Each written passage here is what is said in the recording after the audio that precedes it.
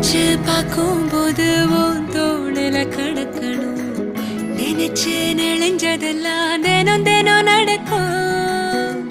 கிடைச்ச நேரம் எல்லாம் கட்டிக்கிட்டு